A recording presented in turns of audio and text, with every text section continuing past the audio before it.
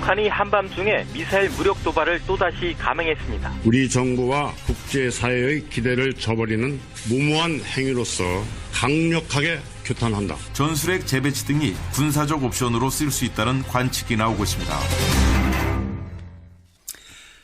북한이 또 ICBM급 미사일을 도발했습니다. 미국의 CNN은 뉴욕과 시카고도 북한 미사일의 사정권이다 이런 식으로 보도를 했고 우리 정부도 이제는 사실상 레드라인을 넘었다 이렇게 보고 사드의 추가 배치 등 대응에 나섰습니다. 도대체 이 문제에 어떤 해법이 있을지 정세현 전 통일부 장관을 오늘 연결해 보겠습니다.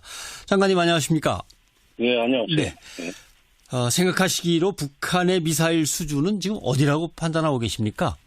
조금 전에 말씀하신 대로 지금 시카고까지 도달할 수 있는 수준까지 왔죠. 그러니까 10,000km. 예. 10,000km까지 지금 날아간다는 얘기인데 지난 4일날 발사했던 그 미사일이 약 8,000km짜리입니다. 8,000km짜리였고. 시카고, 예. 이제 샌프란시스코까지 갈 수 있는 거리였었는데 예. 불과 20여일 만에 2,000km가 늘어났다. 예. 이게 중요한 대목입니다. 네. 거리상으로는 그런데 실제로 대기권의 재진입이라든가 그 세부 기술까지도 다 확보가 돼 있다 이렇게 보십니까? 그거는 지금 평가가 좀 엇갈리는 것 같아요. 근데 미국 쪽에서는 그런 정도 기술도 지금 가지고 있다고 보는 것 같습니다. 예. 북한은 왜 미사일을 쏘고 또 쏘고 제재를 받고 하면서도 이렇게 레드라인을 넘나드는 걸까요? 노리는 게 뭘까요? 미국과 직접 담판하겠다는 겁니다. 예. 지금 거리가 8,000km에서 10,000km, 지금 12,000이면은 뉴욕, 워싱턴까지도 도달하는 미사일이 되는데, 그게 겁나면은 직접 미국이 나와서 북한과 협상을 하자. 그래서 군사적으로 북한을 공격하지 않겠다는 약속도 해주고, 수교해주고, 그리고 평화협정 체결해달라. 그 메시지예요. 예. 이번 ICBM급 미사일의 발사로 그동안 미국이 취해왔던 정책, 중국을 압박해서 북한을 제재해보자라고 하는 전략은 결국 실패한 게 아니냐 이런 얘기가 자꾸 나옵니다. 지난 9년 동안 결국 미사일 개발하도록 시간만 준 거 아니냐 이런 얘기인데요. 그렇죠. 미국이 오바마 때부터 중국 역할론, 중국 책임론을 제기했었는데 그건 참 바보 같은 얘기입니다. 왜냐하면 지금 미국은 중국이 북한을 얼마든지 다룰 수 있다 하는 전제하에서 하는 얘기인데 그렇죠. 중국이 왜 미국 좋은 일을 해줍니까? 지금 북한이 이렇게 해서 중국의 국력을 소모시키고 있는데 미국의 국력을 소모시키고 있는데 중국이 나서 그런 일 하지 마라. 이렇게 해줄 리가 있습니까? 미국이 계산을 잘못하고 있는 거예요.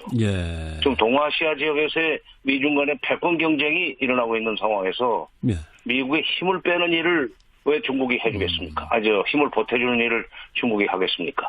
그건 처음부터 잘못된 일이었었고 그 오판 때문에 손을 놓고 중국한테 책임을 넘기는 그 상황에서 북한은 맘 놓고 지금 미사일을 개발하고 핵실험해가지고 미국을 공격하고 위협할 수 있는 선까지 이미 도달했습니다. 레드라인이라는 말이 이제 그런 거죠. 네.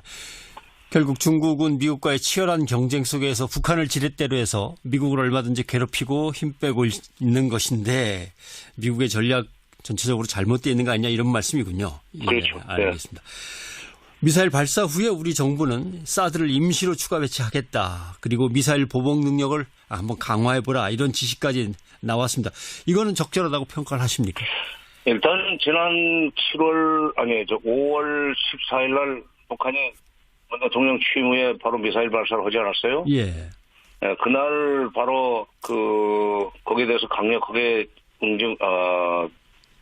비난을 하면서 앞으로 이런 일이 또 있으면 제재는 한다. 그러나 대화에는 문호는 열려 있다라는 언급을 했는데 이런 도발에 대해서 제재를 한다고 하는 원칙에는 맞는 얘기입니다.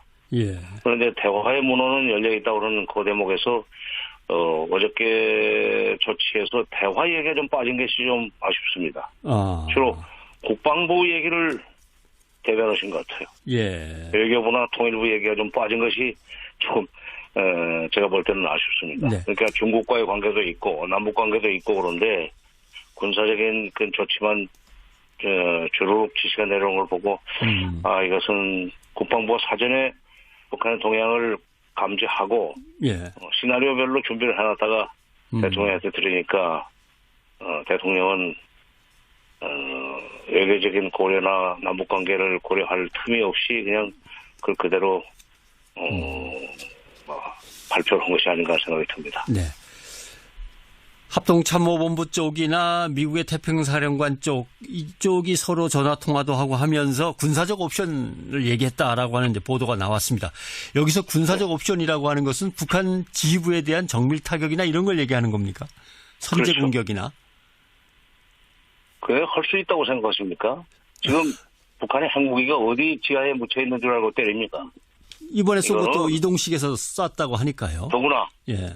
바로 그 이동식으로 이렇게 이동식 발사대를 가지고 쏘기 때문에 그 발사 자체도 사전에 감지하기 어렵지만 예. 그러나 핵무기 정밀 타격이라는 건 핵무기를 원천적으로 제거하겠다는 얘기 아니겠어요? 예. 발사대를 없애다는 얘기 아니고 그러니까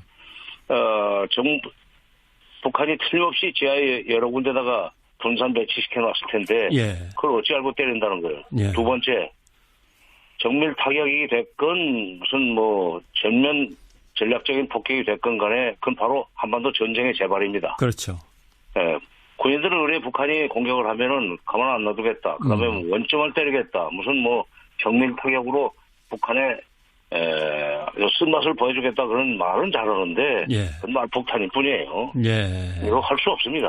지금 남쪽에는 5천만을 인질로 잡고 북한이 저러는데 저쪽이 맞으면 가만히 있겠어요? 예.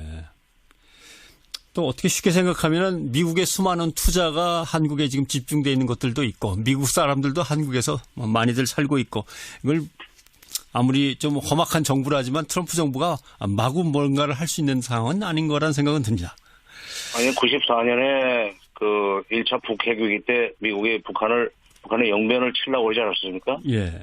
그때도 막판에는 남쪽에 있는 한국에 나가 있는 미군과 미국 사람들 미군이 한 3만 가까이 되고 미국 사람들도 민간인들도 상당히 많지 않습니까? 네. 이 사람들 피해 때문에도 이거 함부로 버리지 못하겠다 하는 그런 판단을 했었거든요. 그래서 이제 우물쭈물하고 있는데 김일성이 남북 정상회담 카드를 꺼내면서 북한 폭격 계획이라는 게 없었던 일이 됐습니다. 예. 이거 함부로 할 수 있는 일이 아니에요. 네, 알겠습니다.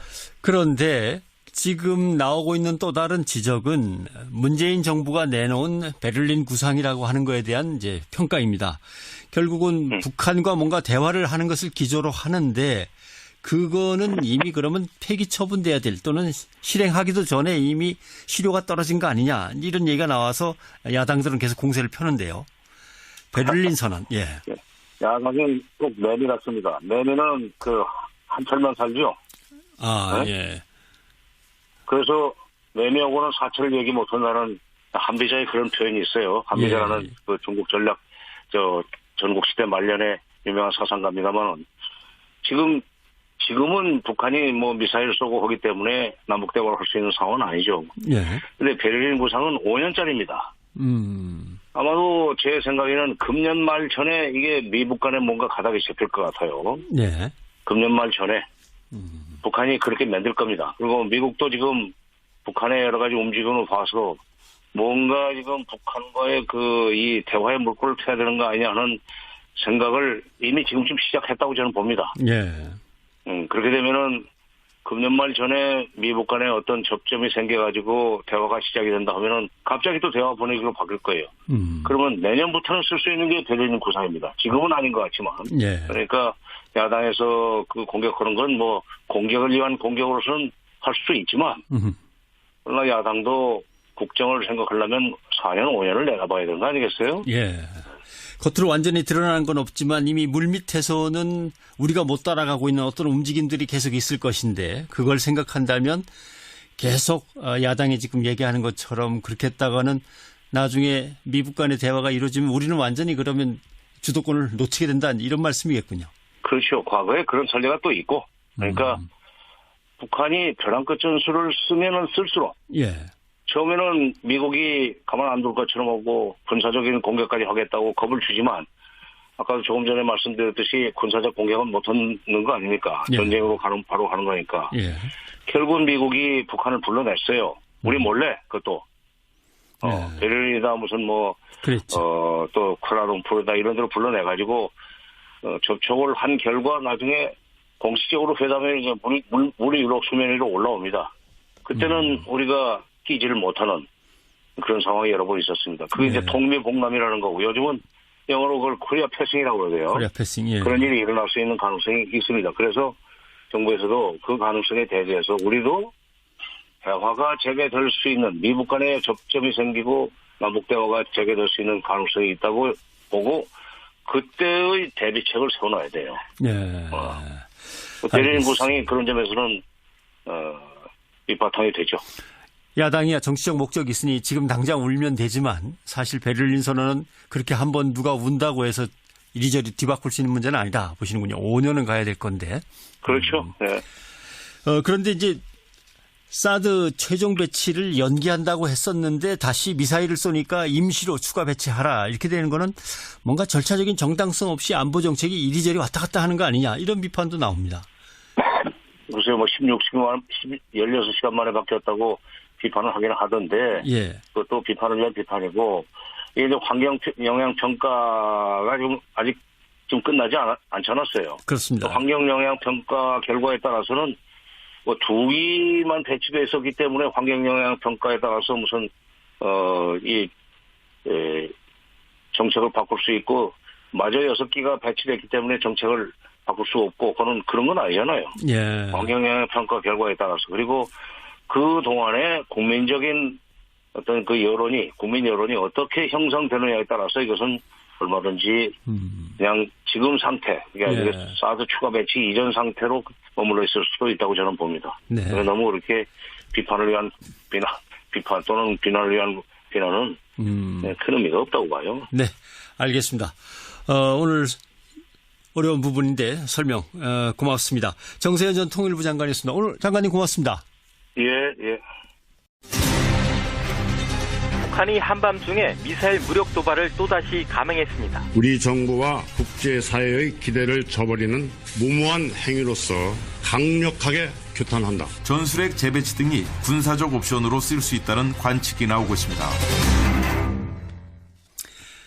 북한이 또 ICBM급 미사일을 도발했습니다. 미국의 CNN은 뉴욕과 시카고도 북한 미사일의 사정권이다 이런 식으로 보도를 했고 우리 정부도 이제는 사실상 레드라인을 넘었다 이렇게 보고 사드의 추가 배치 등 대응에 나섰습니다. 도대체 이 문제에 어떤 해법이 있을지 정세현 전 통일부 장관을 오늘 연결해 보겠습니다. 장관님 안녕하십니까? 네, 안녕하세요. 네. 생각하시기로 북한의 미사일 수준은 지금 어디라고 판단하고 계십니까? 조금 전에 말씀하신 대로 지금 시카고까지 도달할 수 있는 수준까지 왔죠. 그러니까 10,000km. 예. 10,000km까지 지금 날아간다는 얘기인데 지난 4일날 발사했던 그 미사일이 약 8,000km짜리입니다. 8,000km짜리였고. 시카고, 이제 샌프란시스코까지 갈 수 있는 거리였었는데 불과 20여일 만에 2,000km가 늘어났다. 예. 이게 중요한 대목입니다. 네. 거리상으로는 그런데 실제로 대기권의 재진입이라든가 그 세부 기술까지도 다 확보가 돼 있다 이렇게 보십니까? 그거는 지금 평가가 좀 엇갈리는 것 같아요. 근데 미국 쪽에서는 그런 정도 기술도 좀 가지고 있다고 보는 것 같습니다. 예. 북한은 왜 미사일을 쏘고 또 쏘고 제재를 받고 하면서도 이렇게 레드라인을 넘나드는 걸까요? 노리는 게 뭘까요? 미국과 직접 담판하겠다는 겁니다. 예. 지금 거리가 8,000km에서 10,000km, 지금 12,000이면은 뉴욕, 워싱턴까지도 도달하는 미사일이 되는데, 그게 겁나면은 직접 미국이 나와서 북한과 협상을 하자. 그래서 군사적으로 북한을 공격하지 않겠다는 약속도 해주고, 수교해주고, 그리고 평화협정 체결해달라. 그 메시지예요. 예. 이번 ICBM급 미사일의 발사로 그동안 미국이 취해왔던 정책, 중국을 압박해서 북한을 제재해보자라고 하는 전략은 결국 실패한 게 아니냐 이런 얘기가 자꾸 나옵니다. 지난 9년 동안 결국 미사일 개발하도록 시간만 준 거 아니냐 이런 얘기인데요. 그렇죠. 미국이 오바마 때부터 중국 역할론, 중국 책임론을 제기했었는데 그건 참 바보 같은 얘기입니다. 왜냐하면 지금 미국은 중국이 북한을 얼마든지 다룰 수 있다 하는 전제하에서 하는 얘기인데 그렇죠. 중국이 왜 미국 좋은 일을 해줍니까? 지금 북한이 이렇게 해서 중국의 국력을 소모시키고 있는데 예. 미국의 국력을 소모시키고 있는데 중국이 나서 그런 일 하지 마라. 이렇게 해줄 리가 있습니까? 그러니까 미국이 계산을 잘못하고 있는 거예요. 예. 지금 동아시아 지역에서의 미중 간의 패권 경쟁이 일어나고 있는 상황에서 예. 미국의 힘을 빼는 일을 왜 중국이 해주겠습니까? 힘을 보태주는 일을 중국이 하겠습니까? 예. 그건 처음부터 잘못된 일이었었고 그 오판 때문에 선에서 제재를 한다고 하는 원칙에는 맞는 얘기입니다. 예. 그런데 대화의 문호는 열려있다고 하는 그 대목에서 어저께 조치에서 대화 얘기가 좀 빠진 것이 좀 아쉽습니다. 주로 국방부 얘기를 대변하신 것 같아요. 예. 외교부나 통일부 얘기가 좀 빠진 것이 좀 제가 볼 때는 아쉽습니다. 네. 그러니까 중국과의 관계도 있고 남북 관계도 있고 그런데 군사적인 그 조치만 주로 지시가 내려온 걸 보고 이것은 국방부가 사전에 북한의 동향을 감지하고 예. 시나리오별로 준비를 해놨다가 대통령한테 들으니까 대통령은 외교적인 고려나 남북 관계를 고려할 틈이 없이 그냥 그대로 발표를 한 것이 아닌가 생각이 듭니다. 네. 합동참모본부 쪽이나 미국의 태평사령관 쪽 이쪽이 서로 전화통화도 하고 하면서 군사적 옵션을 얘기했다라고 하는 보도가 나왔습니다. 여기서 군사적 옵션이라고 하는 것은 북한 놓고 중국한테 책임을 넘기는 그 상황에서 북한은 맘 놓고 지금 미사일을 개발하고 핵실험해가지고 미국을 공격하고 위협할 수 있는 선까지 이미 도달했습니다. 레드라인이라는 말이 이제 그런 거죠. 네. 결국 중국은 미국과의 치열한 경쟁 속에서 북한을 지렛대로 해서 미국을 얼마든지 괴롭히고 힘 빼고 있는 것인데 미국의 전략 전체적으로 잘못되어 있는 거 아니냐 이런 말씀이군요. 그렇죠. 예, 알겠습니다. 미사일 발사 후에 우리 정부는 사드를 임시로 추가 배치하겠다. 그리고 미사일 보복 능력을 한번 강화해보라. 이런 지시까지 나왔습니다. 이거는 적절하다고 평가를 하십니까? 일단 지난 5월 14일 날 북한이 문 대통령 취임 후에 바로 미사일 발사를 하지 않았어요? 예. 그날 바로 거기에 대해서 강력하게 비난을 하면서 앞으로 이런 일이 또 있으면 제재는 한다. 그러나 대화의 문호는 열려 있다라는 언급을 했는데 예. 이런 도발에 대해서